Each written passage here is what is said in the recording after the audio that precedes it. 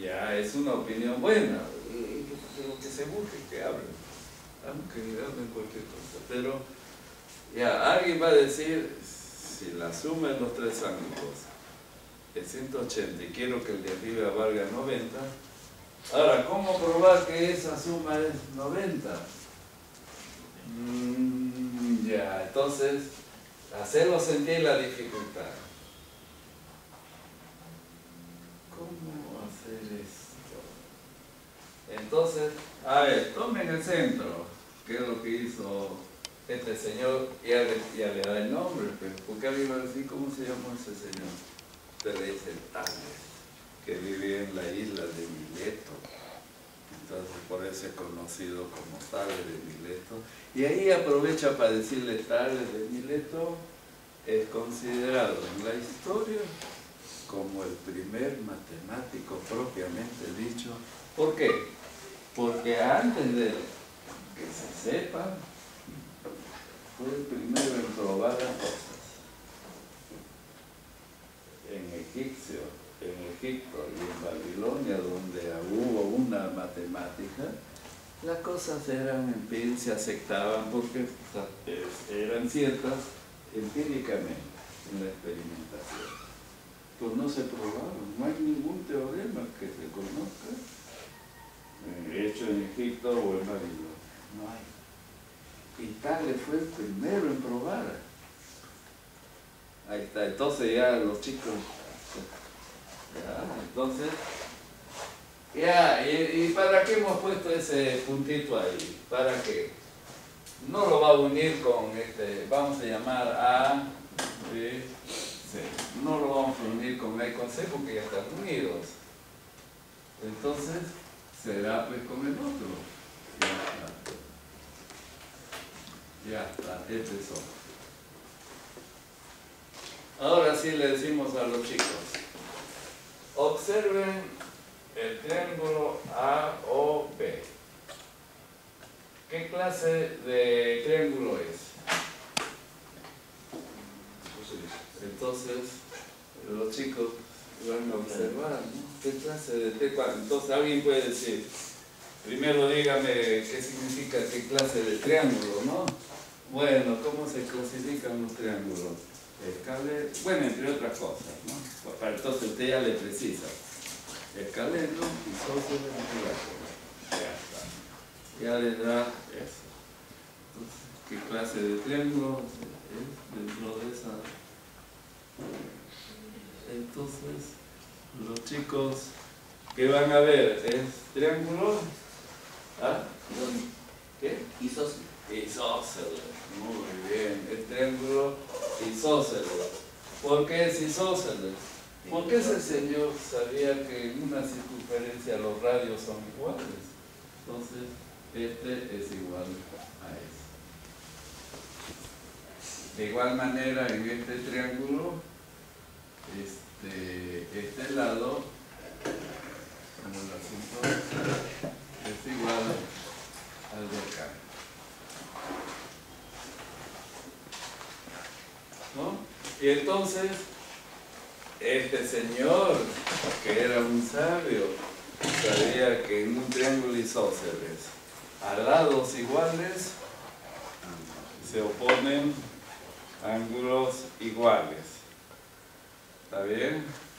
Y entonces, si a esto le llamamos alfa, esto de acá será alfa.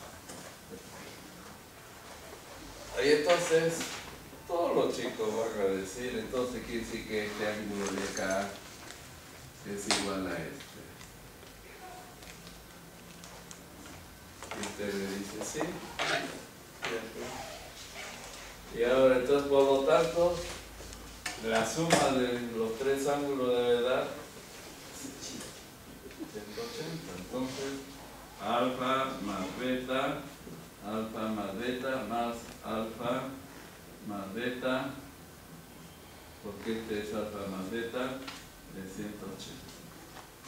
Entonces, todos los chicos dicen, tengo dos alfa más dos betas igual 180, sacando la mitad, alfa más beta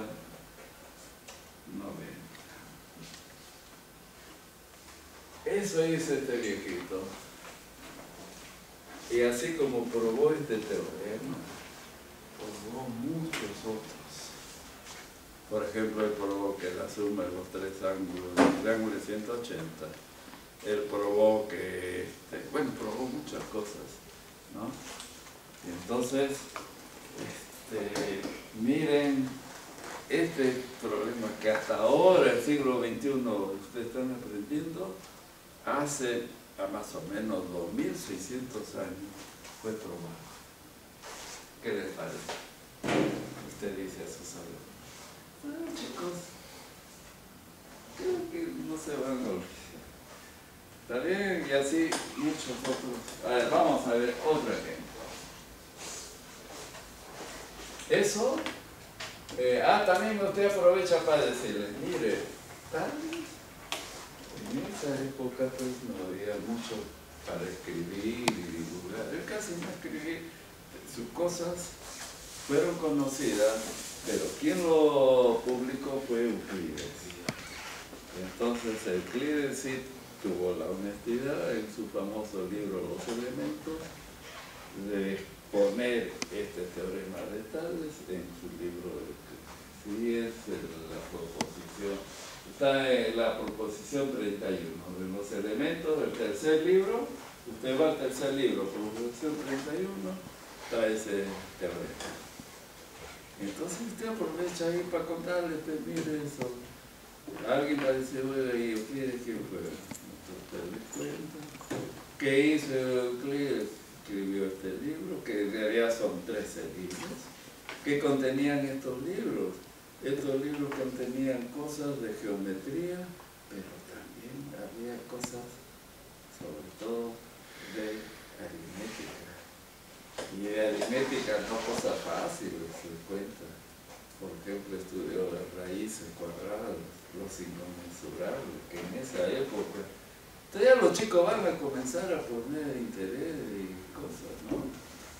Eso, cuando usted está haciendo eso y está logrando eso de sus alumnos, usted está haciendo de un modo práctico y concreto la importancia de la historia de la matemática en la enseñanza, ¿no? Que la teoría, que esto, que el otro, es importante, no lo niego, porque no vayan a pensar que no me vayan a criticar mis colegas, ¿ya? Pero eso de forma concreta, eso cuando se adorna con... yo creo que el aspecto humano debe ser lo esencial del asunto, manejar eso.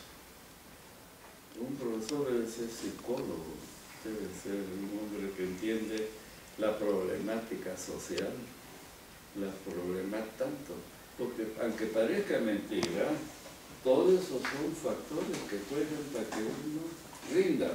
No es cuestión de agarrarlo pesa así abstractamente y darle cualquier cosa y aprende, pues no, pero ¿no? Ahora que claro, lo que sí me pueden decir, de repente, usted es demasiado idealista. Porque eso en la práctica también es bien difícil hacer. Va a comenzar el profesor, no está dedicado exclusivamente a sus alumnos todo el tiempo.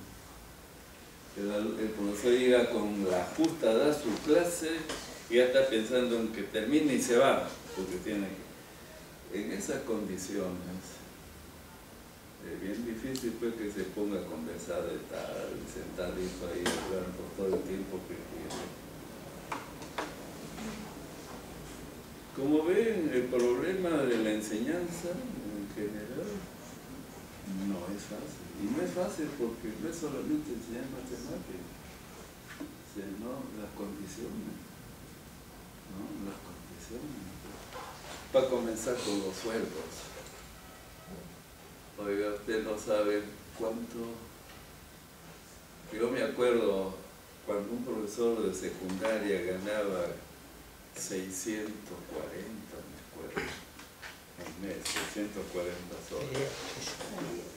Muchos de los alumnos acá, oiga, cuando me decía yo un poquito que no les quería, uno sacó su boleto programa, Y ahí estaba 640.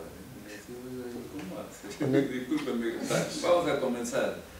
¿Cuánto cuesta acá la maestría? Me decía 400 y tanto, en esa época. No estoy hablando de mucho tiempo. 2002. ¿Y cuánto queda? 600 menos 400, 200. Con el tutorial. Ya me tengo que buscar, enseñar aquí, allá, todo. Entonces yo digo, en mi época, oiga, en mi época, bueno, tampoco no es milenio, o sea,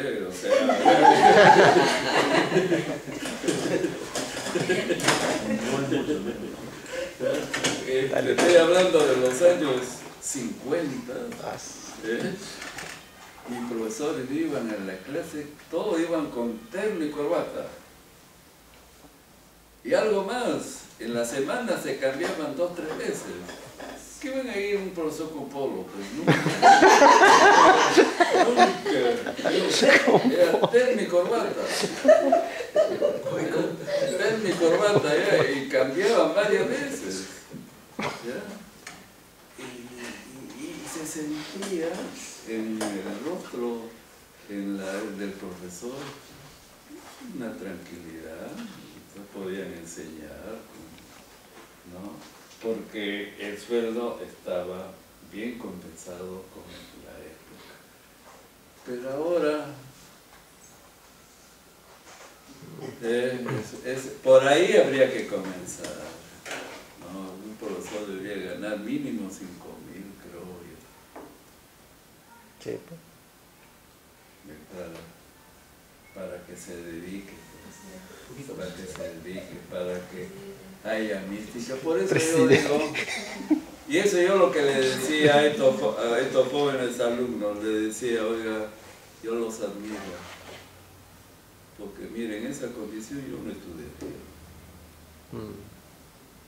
No estudiaría porque ¿qué voy a hacer?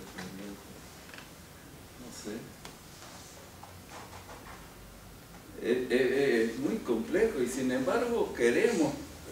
Pero algo tenemos que hacer, ¿no? Y algo tenemos que hacer, o mucho tenemos que hacer, y bueno, lástima pues que quienes dirigen eso, casi no vienen a las universidades.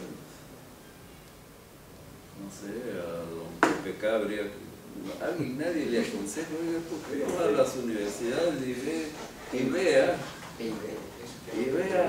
qué gente hay ahí? Hay gente que puede opinar y que puede decirle algo para mejorar la educación. Todos en el entorno de los que ayudan yo estoy hablando en abstracto, los elegidos a dirigir es aquel que ayudó en la campaña, aquel que puso plata, aquel que eso, no, entonces eso es lo que dirigen. Ramírez. ¿Por qué no vienen a la universidad? Es buena, pero no. Bueno, también en las otras, pero también que vengan acá. ¿Está bien? Para que aquí está la gente que piensa y que puede dar aportes. Sin embargo, nada. Y no es un gobierno, casi todo. ¿Por qué digo? Me falta un poco de... Porque no creo que sean ignorantes, son gente preparada, pero no sé, la verdad que no me explico, ¿no? Muy bien. A ver, ¿qué otra cosita podemos decir? Ya se está volviendo esto picante, político. Ya, de fútbol, profe. Fútbol. De fútbol. No. A ver, por ejemplo, si el joven entendió eso, usted ahí mismo hace ese gráfico, le dice, alfa más delta, ¿cuánto mide? Entonces, los chicos inmediatamente piensan. Está bien, pues tienen que pensar, ¿no? Para eso es la matemática, para que piensen. Entonces, los chicos después que encuentren alguna dificultad te dicen, miren, en un cuadrilátero la suma de los 4 ángulos mide Eso todo el mundo debe, los chicos saber, ¿no? Es 360. ¿Está bien? 360. Si 360 mide los 4 ángulos, ¿cuánto mide gamma más delta? 180. Claro, entonces por ahí o de repente todo es 180, ¿no? ¿No? ¿Por qué? Porque va a decir, este vale 90, porque es inscrito en la semicircunferencia. Este vale 90 porque es inscrito en la semicircunferencia. 90 más 90. Entonces, ahí mismo usted engancha y dice, eso de que lo asuma los ángulos del cuadro también fue probado por este señor.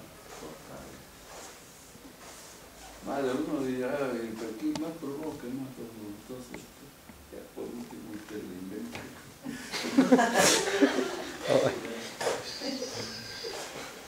Ya está. Muy bien. Ahí está. Este libro. Claro, el objetivo de un curso de historia, aquí ahorita por ejemplo no es, que sí lo tengo probado en el libro de historia, todo eso, todo, ¿ya? Pero en esta vez, que es una conferencia, más me interesa que el de los detalles, es las ideas. Decirles, mire jóvenes, cuando los arqueólogos descubrieron el papiro del Rin, no, lo que es el papiro del Rin, el papiro del Rin es común, son los libros antiguos. También en esa época había libros así. Mire usted que llegó tardecito, miren este libro viejito, pero este fue el primer libro que tuvimos, que conocimos y que nos motivó mucho para la historia de la matemática. ¿Está bien? Está ya, mire, bien picado. Y no les conté esta historia de que este libro,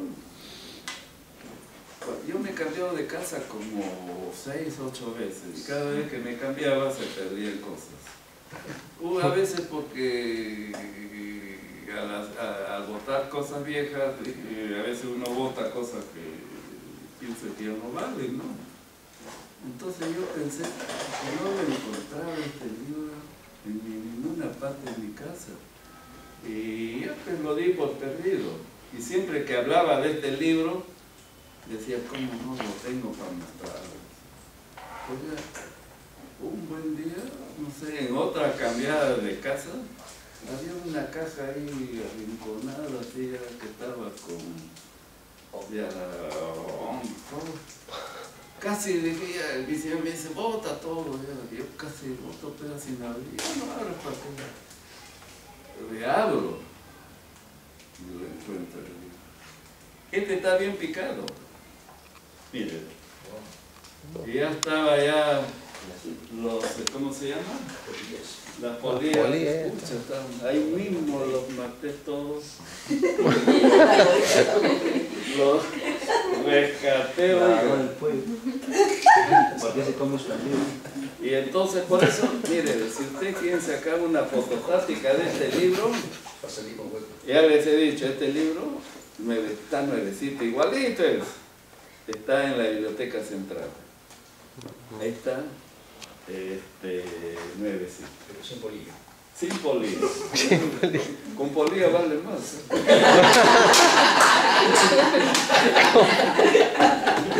Ya sabes, es buena. Con polilla vale más. Siempre. Eso por ley.